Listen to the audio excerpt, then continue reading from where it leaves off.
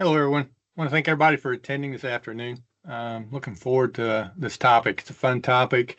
Um, I think a lot of practical exposure to artificial intelligence we'll cover. But I tell you what, before we do that, let me introduce myself. If we've not met, my name's Kevin Cornwell. Um, I work in our IT audit and compliance area. Dean Dorton, been there for about 28 years. And I don't know about you. I bet a number of you can probably share this sentiment. There really was no point in my career. I thought, you know what? I think I'll develop some expertise in the higher ed industry. It just kind of happened based on, I think, necessity and seeing some opportunities to assist. And so here I am. I'm glad it happened. Um, uh, Higher ed is a oh again, I think I'm preaching to the choir here. Um, Unique, challenging, complex,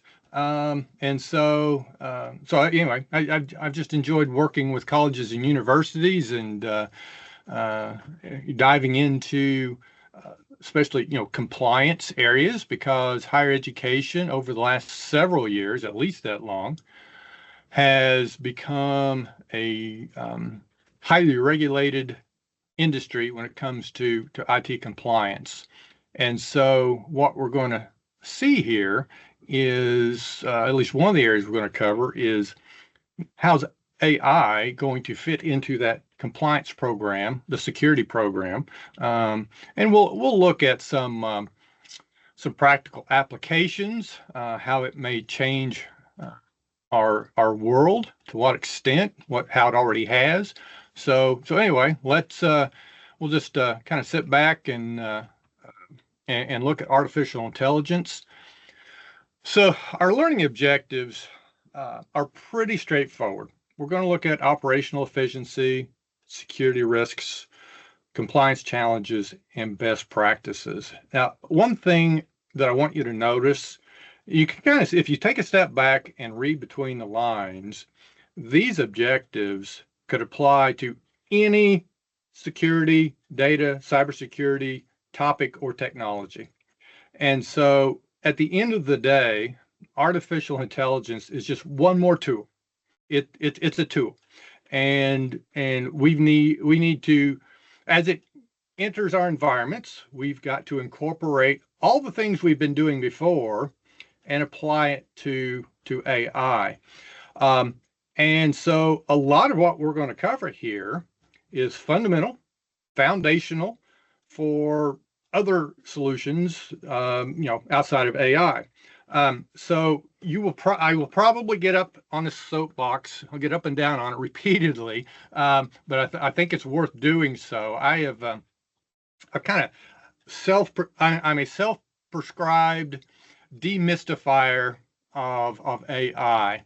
Um, being that meaning AI cannot be this mysterious black box where magical things happen when you put some data in and again some impressive wonderful output occurs, um, and how it happens is something that only a select few uh, can understand. So if anything else, if the only thing that comes across as we discuss this is that AI needs to be understood, then that alone, I think, will be a really nice accomplishment. Um, Now, this slide, honestly, I could have put it at the tail end, but sometimes you eat the dessert before the meal, and this is the positive side of AI, I'm a fan of AI, and I think it's going to bring some tremendous positive changes to how we do things. And so we should look at AI with excitement. But again, as we'll get into in a little bit, we got to do it the right way. But we're going to see AI do some really good things in the higher education realm. It's already being used to increase student retention. Um, it will streamline administration processes So we're not just talking about benefits to faculty and the learning today. We're going to look at how it will help the administration function as well. Now it will be, and it already is being used to develop personalized learning paths, and we will be there'll be integration with learning management systems to develop, kind of tied with learning paths, to create more tailored learning processes for students. And then on top of that, AI is going to be able to provide information at a faster rate and much easier than we normally can process without it. And so that just means there's going to be more feedback and quicker feedback. And that again will benefit all these other things, these other benefits. So anyway, I want to go into this looking at AI in a very positive note because it is here.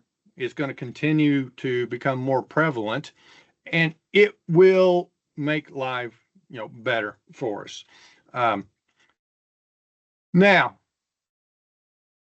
it's already starting to revolutionize how education is done, not just in higher education, but at all levels. But I think what we'll see, and we'll look at some examples later on as well, there are a lot of things that, regardless of what level of education AI is being used, most of it's got some kind of applicability to the entire umbrella of education. So if we're seeing it at, even K-12 or even more tutor-driven type learning environments, more likely than not, at some point, it's going to hit the other levels of the education tier. So anyway, it is changing education.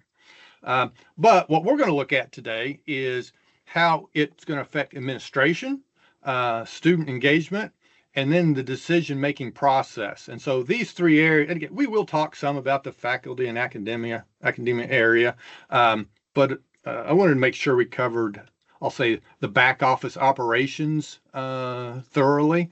And what we're going to find is that AI, it is going to save time, and it's going to improve the learning process, which in turn is going to improve the outcomes. The reason why as a higher education institution, we're in the business of doing that is to improve those outcomes. So we will see it. We're already seeing that. Now, some of the things we're seeing in the administrative processes for streamlining the back office is automating scheduling and attendance tracking. And you'll notice, grading tools, chat bots for student inquiries and support. And I've got some examples later on of some universities who are using those and how they're doing them. And then reducing manual workload for faculty and staff. And so I'm gonna answer a question that's probably on most people's mind or will come up at some point. Is AI going to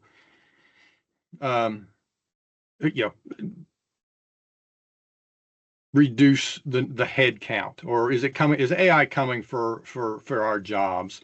And I'll say the answer is no. The simple answer is no. Like any other transformative technology, will it change how we do things? Absolutely. But for now, for the most part, AI that's being utilized in higher education is being used to do things that people didn't have time to do anyway. So it's helping accomplish more in a shorter period of time. And if you take a step back, and I've had a long enough tenure to see a lot of different technologies, hit the world and change how we do things. And one of the I'll say truisms is that for the most part, there's some exceptions, I'll mention it. For the most part, technology just increases our workload. So I know I'm saying here it reduces manual workload, but what happens is when our workload gets reduced, somebody finds something else to give us to free up that time. So somebody's got to manage or look at this data that AI is generating. At some point, at some point in the process, a human being is necessary to look at, review, or make some kind of decision on the data that AI is generating. So I have yet to see a computer solution technology hit the world that actually meant we could work less hours or need less hours. Now I mentioned there's a little bit of an exception, and there are some exceptions. So like robotic technology in the automotive industry does allow for fewer head counts. But also it changes the skill level of jobs needed to do those things. So anyway, it's not unheard of that technology can actually reduce the need for human beings. But the reality is, I'm not anticipating AI to reduce, to eliminate any of our jobs. Again, we may have to adapt, but we will all still have plenty to do, whether we like that or not. Now, there will, and this is probably where a lot of colleges and universities are focusing on AI solutions today, and that's enhancing the student engagement. So, I mentioned, hyper personalized learning platforms. Coursera is an example of one of those today. AI tutors and virtual assistants, so ChatGPT and Squirrel AI fall into that category.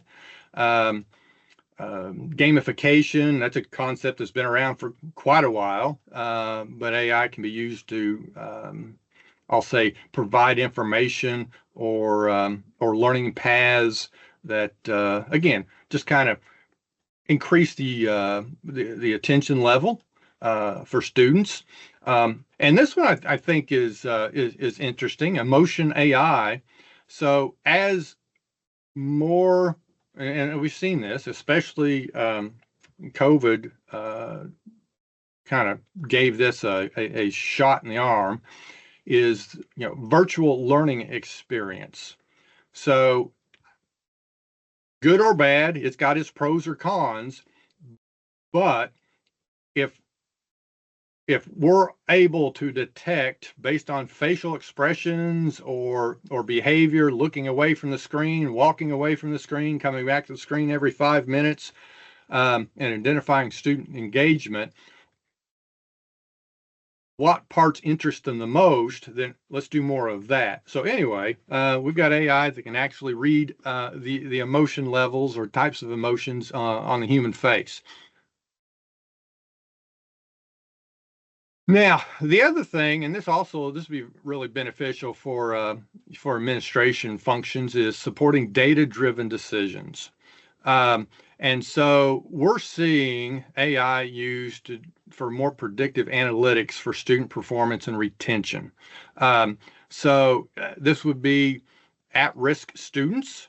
There are certain behaviors, certain activities, or maybe lack of activities that are predictive of a student who's just not engaged in their courses. And detecting that early allows for an intervention, allows for providing whatever it is the student might not be getting that they need. So staying ahead of that is something that AI can do. AI is going to, and here's the issue with AI, it's going to provide a lot more information than what we're already seeing. And so it's going to necessitate dashboards and visualizing that.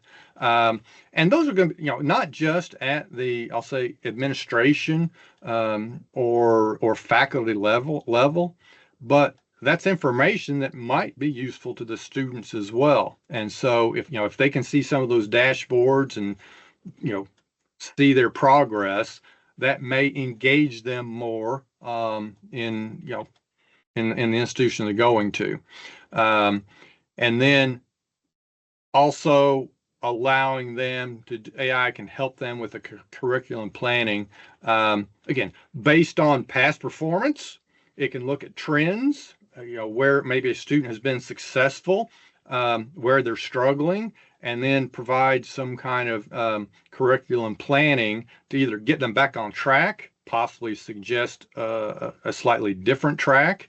But these are things, a lot of if you look at a lot of what these benefits are, these are things that higher ed institutions, you're already doing to an extent, but AI is going to allow you to do it at a much greater scale, looking at more data, sifting through it quicker, and getting that information out to be able to make those data-driven decisions. So again, at the end of the day, especially at this level, there's nothing new here. It's just the ability to do it better.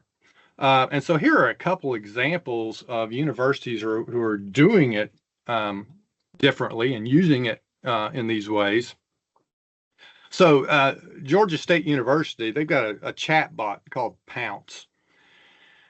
And that helped them reduce summer melt. And I'll admit, I've been helping higher education for decades. I had never heard the term summer melt. So I had to look it up. I looked it up. It's the students who say they're coming. They even make a deposit, but they don't ever show up in the fall. So they implemented this AI chatbot to help answer incoming student questions, and they reduced summer melt by 22%. And they even had statistics that in the first year they implemented it, the AI chatbot answered over 200,000 requests. Now, I think this is a really good example of a function that a college or university is performing, providing information and answering questions during the recruitment process. The issue is it's difficult to keep up with that volume of questions, and so what this Pounce solution did was it just made sure there was a 24/7 response option available to answer any and all questions. And it doesn't even have to be solely about the university. So the University of Michigan's AI tool, it actually was designed to also improve campus life by having information on the surrounding community, where to eat, where to go, where can you go to purchase X, Y, and Z. So again, both of these tools were designed to keep students engaged, and on top of that, they were able to generate they had the information available to measure how well it improved or if it made any difference. Now, on the decision-making process, these are a little less student engagement. These are more, okay, here we've got the students, and now we want to make sure we do what we can to see them through their education process. So Arizona State University, they were able to develop some models for improving graduation rates. And what's really good, I like about this example, is this information was already there, available. AI was just able to look at it and process it on a larger scale. One thing that AI can do is it can see patterns in data sets that are just too large for a human brain to get their arms around. And so they were able to, again, put in a solution that saw patterns and what kind of students were more successful and what was their experience, and let's start applying that to more students. And then IB Watson Education, that's actually helping with the teaching process. Again, looking at what works best and what doesn't work so well, and then tweaking that learning strategy to be more successful. Now, Power BI and AI, that's kind of the reporting element, but and the AI solutions usually on the back end of that, but and those are two. Power BI is probably a tool most of us already have in our environments, and they'll be some of the building and reporting building blocks that as more AI comes into the institution, you'll see more of that reporting being necessary. So anyway, that's just an important piece of the process. Now, let's start looking at challenges and considerations. And I'm going to take another opportunity to step up on my soapbox and say that AI is just another technology. Now, if you look at this list, 5 of the 7 are identical to any technology solution. 2 of them, AI is different. So I can't completely say it's just like everything else. AI does have some unique attributes to it, and we need to be aware of those. But if you look at these, the first 3 are universal to data security and cybersecurity. So data needs to be secure, private, and we need to use it appropriately. We need to have a governance structure around any type of technology, and it needs to be transparent. So I'm going to hit transparent, I think, fairly hard. Transparent, this one might be a little more challenging with AI than other types of technology solutions. But at the end of the day, we've got to understand how the technology works. So again, 3 is a universal. Now, 4 and 5 are the 2 that are maybe not unique to AI, but they are, AI brings these 2 out in a different way. So one thing that AI does, for it to work, is it's got to be exposed to data, and it keeps having data fed to it, whether it's a user asking a question, a student asking a question, because that information in that question becomes part of the AI algorithm data set now, or you're integrating it with other systems, and as those systems get updated, those data sets are increasing. And again, AI becomes more useful the more data you throw at it. So anyway, the very nature of AI is it's just going to get lots and lots of data continually updated and fed to it. So that presents some challenges. And then bias in our algorithms.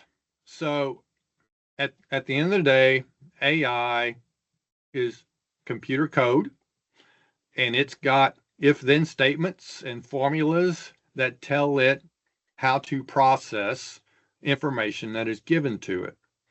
Well, unlike a normal off-the-shelf product or solution, like our accounting software or our grading software, where basically it takes in a set amount of data and it can only do so many things with it and generate output. AI, it can take multiple paths with information, and it needs a lot of rules on how to do that. And sometimes those rules change as the AI solution is being used. Well, what can happen is those algorithms can be biased. And if we don't look for those biases or plan for those or try to identify those biases, we will get the wrong outcome. And AI doesn't have common sense. It's just got information. Whereas, something you can tell a human being and they'll say, "Oh, well, that doesn't make any sense. That can't be right."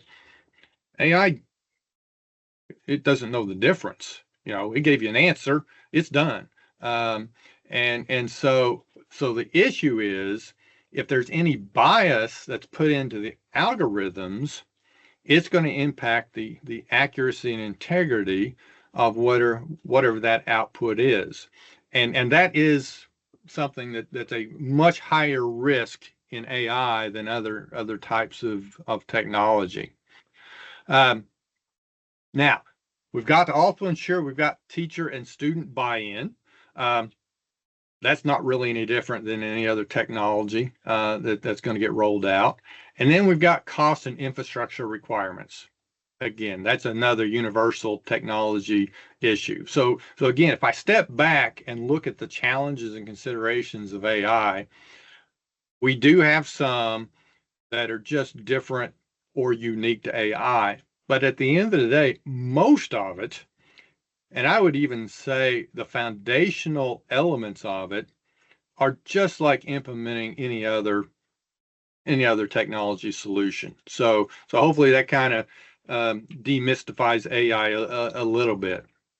Um, Now we're going to start talking about the security piece of it, and so this is the reason why higher education has become a highly regulated industry, at least from an IT compliance standpoint, is you've got a lot of data on a lot of students and employees, and it's sensitive and confidential information. Um, and it's not just student, it's the institutional data. And all of our systems are, at this point, you know, we all have a high level of interconnectivity between the systems. So that just means that this data is getting shared um, all over the place, and AI is just going to be one more place for that. All right, so when we are seeing these risks now in the higher ed environment, and so AI being a computer system, just like any other computer system, if it is not buttoned down appropriately, it's a source for a data breach. Um, and the fact that AI is being fed so much information, it might be a better source for bad actors to try to go after the AI solution. Um, and so we will see. It's just like anything else. As AI is used more frequently, it's going to have vulnerabilities, and we're going to see some data breaches with it. So that's why we need to protect it, just like any other system, and make sure it's secure, keeping data private and confidential. But it falls under the same potential risks. APIs. That's where systems are being interfaced from amongst themselves, and so it has APIs, and those can have vulnerabilities. Um, the insider threats, the staff misuse of AI powered solutions. This An example of this is like ChatGPT. It's awfully easy to enter data into ChatGPT, which means it will take anything you throw at it. But once you do, that's public information. And so understanding not to do that is going to be an important part of reducing that risk. Um, Now, I'd say number four is a little bit different for AI, and that goes back to biased algorithms and data misuse. So, AI, it can make a bad decision, and it can't tell the difference.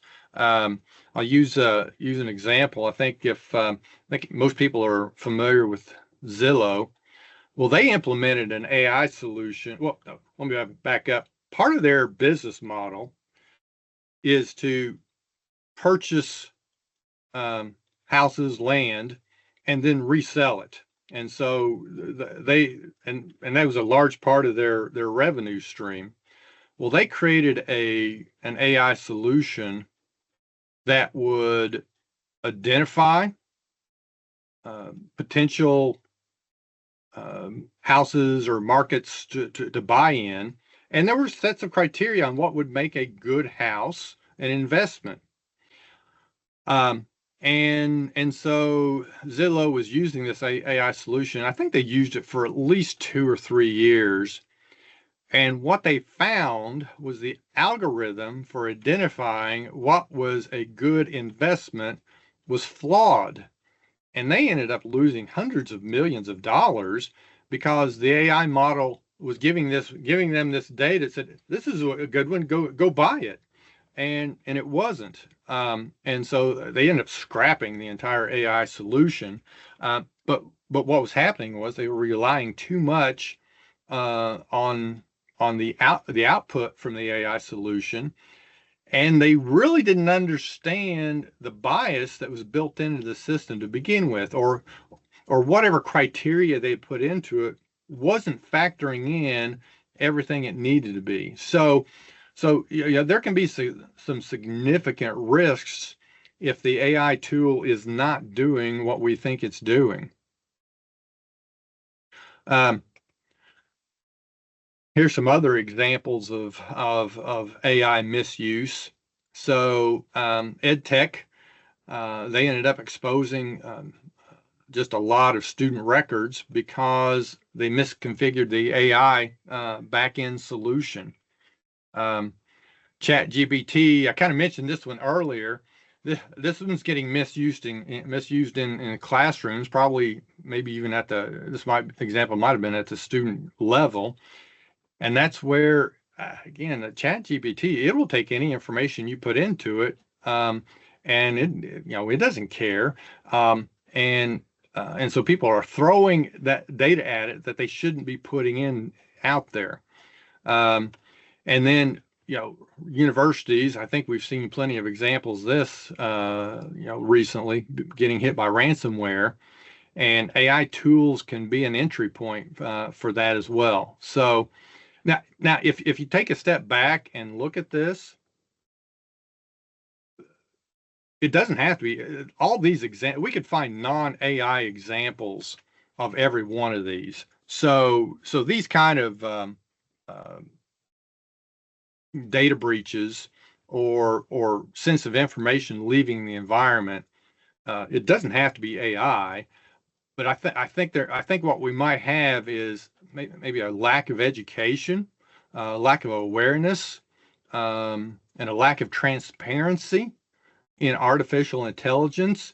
That right now, since it's not in its infancy, but it's early, in the maturity model, and we're just seeing that people aren't taking AI as seriously as some other technologies, which again, I think that's one of the big things we need to work on. So if you look at these are some of the main IT regulatory compliance areas for higher education. GLBA, student financial aid data, FERPA, just student data in general, state data privacy laws. GDPR, although I'll say not a lot, some, I'm starting to see more of it, but not a lot of higher ed institutions have the bandwidth to work on GDPR. That's something overseas, and so we'll work on the things closer to home. But again, some are starting to work on that compliance, and then if you do any grants or contracts with the Department of Defense, you've got CMMC requirements. I will tell you, none of these requirements have any disclaimers for the use of AI. There's nothing built into them that says, well, you use AI, that's too complex, too complicated, we're going to give you a buy in that area. That is not the case. It's just like any other solution or any other use of technology or use of data. compliance to these regulations is still required. So at the end of the day, we need to be able to verify that we are compliant. We've got to be doing the same thing that we've already been doing to protect student data with AI. Now, I intentionally did not put any graphics other than two in this presentation because I want this to stand out. I don't know. Does anybody recognize what this one is? This is the Wizard, the Great Oz, the Wizard of Oz. It's actually the colorized version. I tried to find a black and white version, but that apparently that doesn't exist as much as the colorized version. But if you remember watching The Wizard of Oz, when Dorothy and her cohorts enter this room, this is what they saw of the Wizard of Oz, the Great Oz. And I think a lot of people see AI as this black box where some kind of magic happens. Can't understand it, don't know how it works, but you throw some information at it and then something wonderful comes out the other end. Again, we can't touch it, we don't know what it's going to do, or we don't know how it works, it just works. Well, that's not okay. And if you look at it, here's the reality in The Wizard of Oz, and this should be the reality for AI. That's what was going on behind the curtains in that magic black box. There was a guy back there operating the controls and making it look like something magic was happening. So this is how we need to view AI if we're going to be able to continue to keep our environment secure and compliant. So again, if nothing else, if these two slides are what you get out of this, I think that's important. AI cannot be put on this pedestal where it is just something, too grand, too complex, that we can't try to pull the pieces apart and understand it. We should not allow technology that we cannot understand into our environments. That is just a recipe for disaster. And I would even go as far to say, if you've got some AI solutions in your environment today, and you ask the champion of that, tell me how it works. If they can't answer that question, they're not in the right role. That question has got to be answered. And we can't hide behind this concept that AI is mysterious, and it's beyond human comprehension. We can't do that because data will not be secure in that scenario. So if we look at strategic AI risk management, there's these 5 core pillars of AI security. And I'll say these 5 cores are universal to more than just AI, but it starts with governance. And so, again, we may have already got the cart before the horse, but if you have not done much with AI yet, then really before you do some kind of AI solution, you want the governance structure in place. And again, if you've already got the cart before the horse, then I would suggest, all right, now let's get the governance element in place before you go any further down that road. But AI needs to be governed like any other solution or technology that the institution is using. It's important, again, with any kind of solution for IT, academia, and admin to align. Usually, again, it may differ. Academia may be the one driving the need or desire to use AI, but there currently are a lot of admin benefits to AI as well. But they've got to, everybody needs to come to the table to be able to do this right. Hopefully, IT, and again, I work with a lot of IT and security offices in higher education, and they are security minded. They know that they are in a highly IT regulated environment.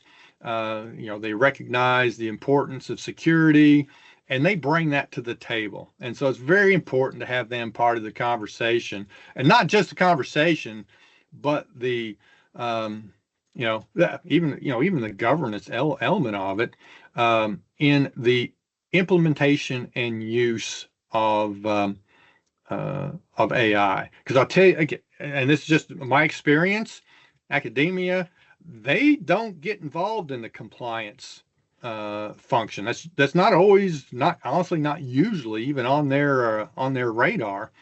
Now, admin, they usually are as well. They understand compliance and the need to report and show compliance. And so admin and IT usually are fairly well aligned normally in this kind of area.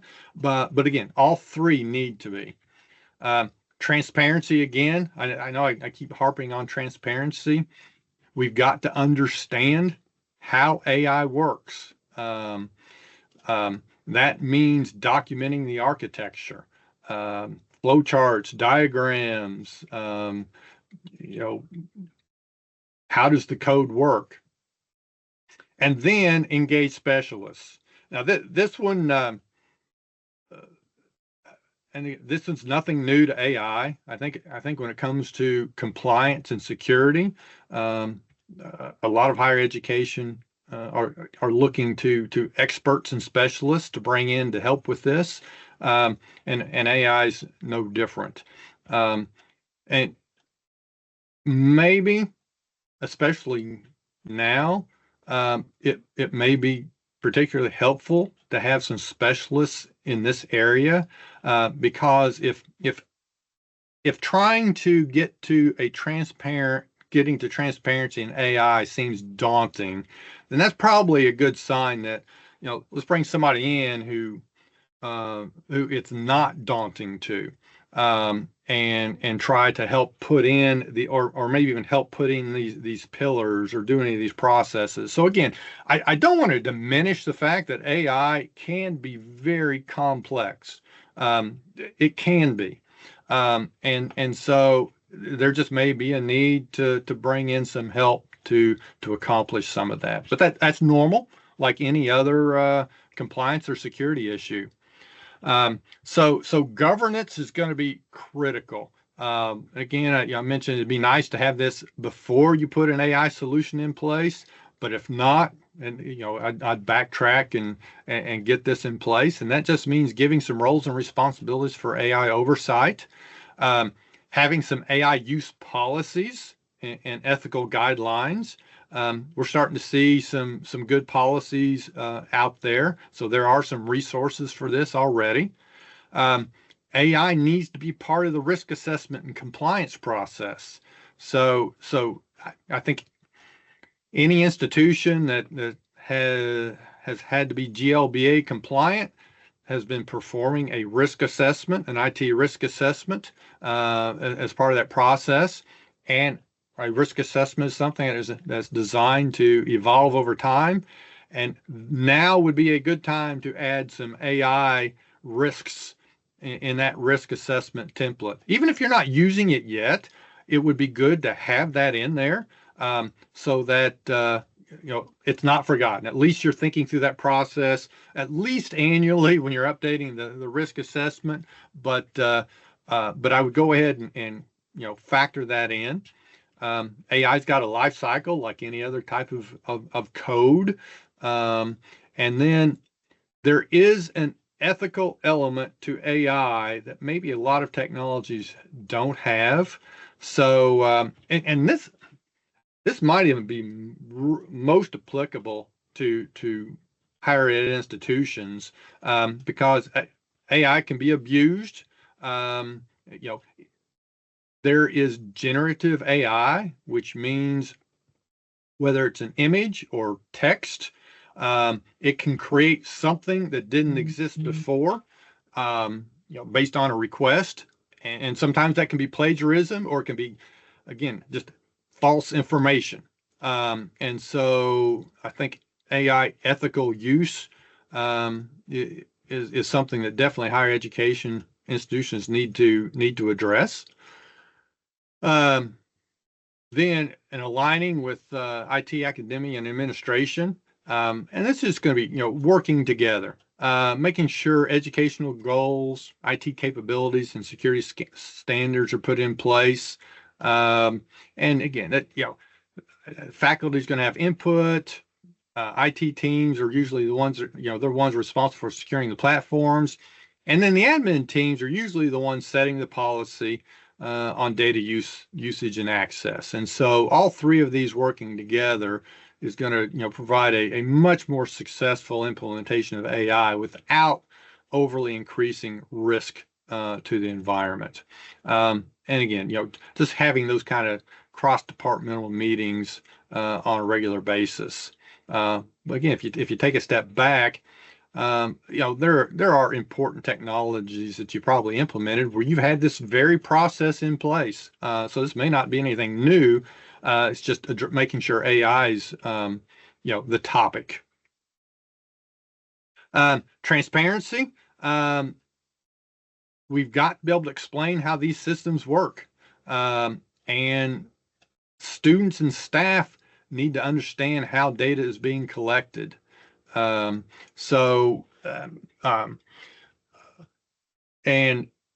as much as possible, explainable AI models need to be used. Now that's getting a little bit technical, under the hood kind of terminology, but there needs to be a way to explain those models that are behind the scenes. And again, we have privacy policies on public portals now. We can tag or kind of add to those, or have a separate one on AI use policies. Then documenting architectural practices.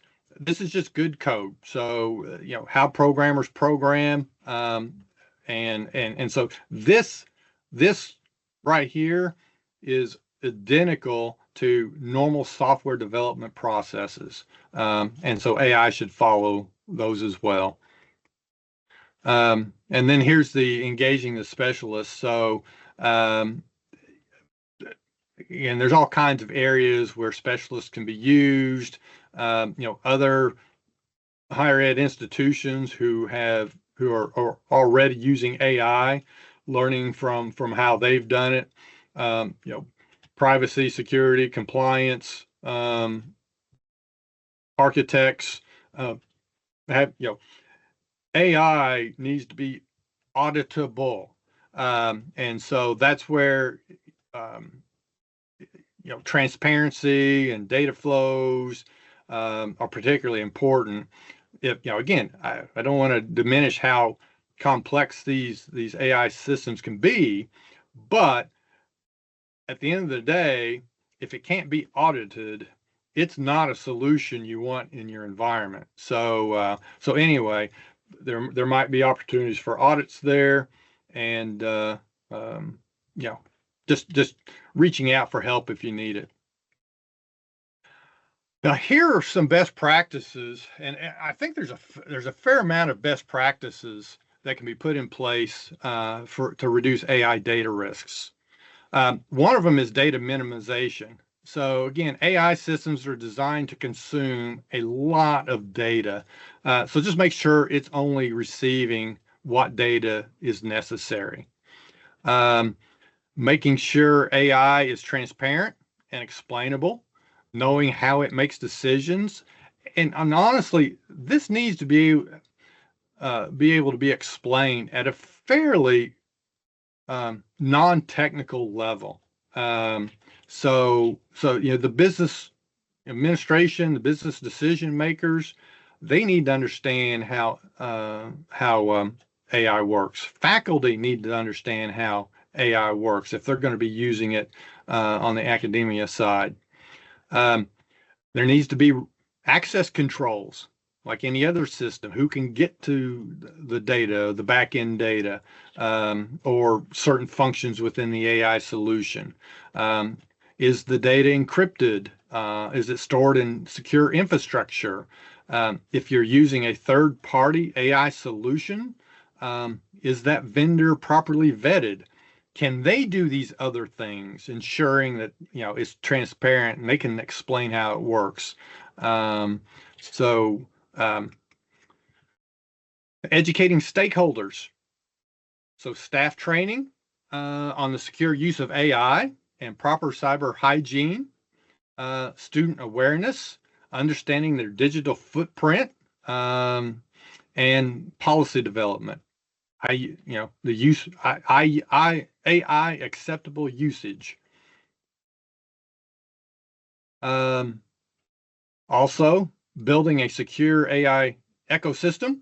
So this is working with IT to make sure that the AI solution is secure.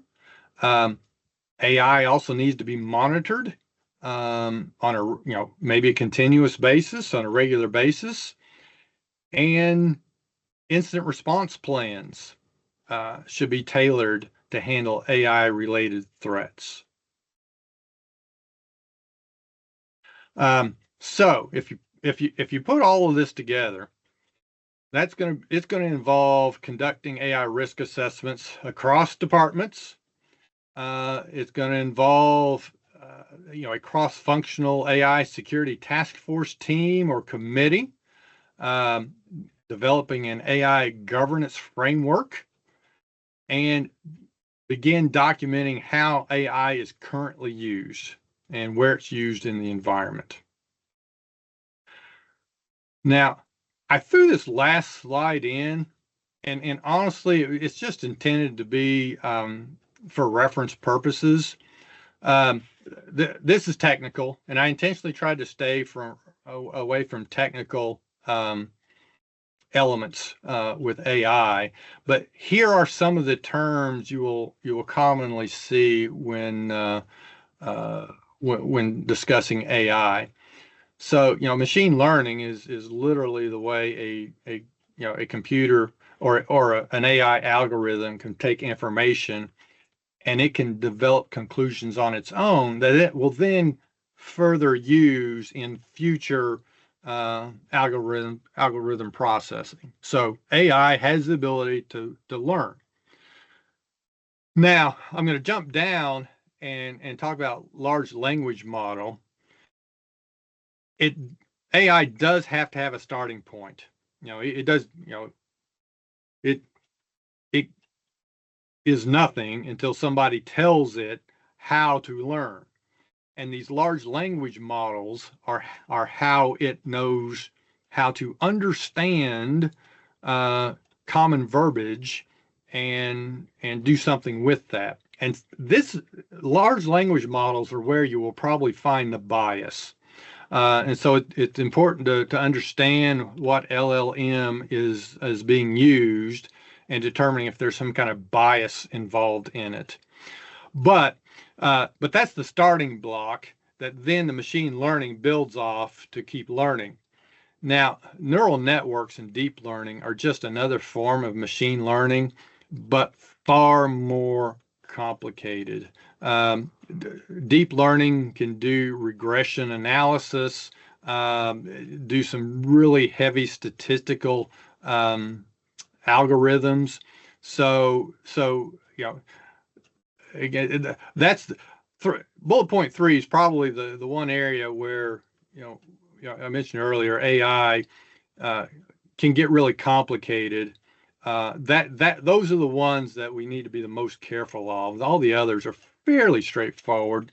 A machine learning example, a simple chatbot can be just simple machine learning, and those are pretty straightforward and fairly easy to understand.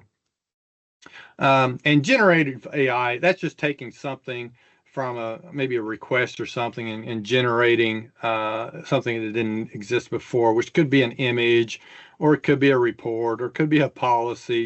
If you go to ChatGPT and say, write me an AI usage policy, and it does so, that was generative AI in action. So, all Kevin, right, this has been super helpful. I think we have about 5 minutes left if you want to jump to questions.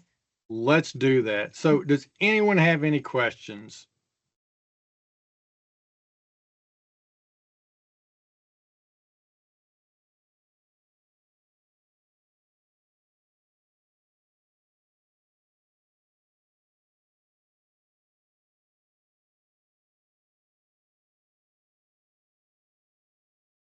I am not seeing any, which means I'm off the hook, it looks like. Well, I want to thank everybody for attending again. I appreciate your time, and I hope this has been helpful. More than welcome to reach out if you have questions on AI, or your organization is um, considering it, or again, maybe you've already gone down the path, but some of these ducks aren't quite in a row. How to get those in place so that at least moving forward, you do it in a nice, organized, proper way. Be happy to have any of those, answering questions or having those discussions. So, again, thank you, everybody, and have a great rest of your day.